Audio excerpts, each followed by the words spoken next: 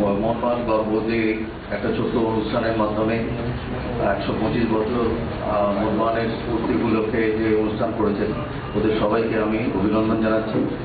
সবথেকে বড় কথা যে এইসব ছোট ছোট ছেলেরা যে উৎসাহ নিয়ে মোহনবাগান ক্লাবের ভালোর জন্য এবং এই যে ফ্যান ক্লাব একটা তৈরি করেছে, এটা কিন্তু একটা উল্লেখযোগ্য ব্যাপার। সারা পৃথিবীতে কিন্তু আপনারা মনে রাখবেন যে ফুটবল খেলাটা হয়, ব্যান্ড মিউনিখ বা ম্যানচেস্টার ইউনাইটেড বা টপ যত টিম আছে, তাদের ফ্যান ক্লাবটা একটা বিশেষ জায়গা আছে এবং সেটা তার গুরুত্বপূর্ণ জায়গা পেশাদারি ফুটবলে।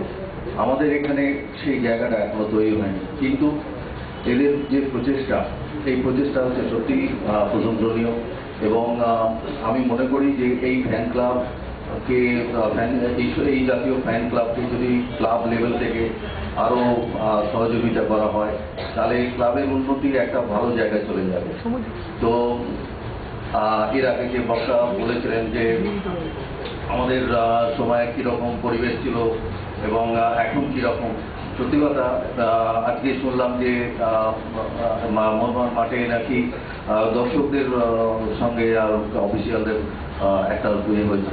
এটা খুব দুঃখজনক ব্যাপার। একটা জাতীয় ক্লাব, আমরা যে ক্লাবে খেলে সবসময় একটা চেষ্টা করার থাকতো যে আমরা চ্যাম্পিয়ন হব, এখন কিন্তু অবনমনের জন্য প্রতি বছর তারা টিম করে কি করে টিমটাকে বাঁচে।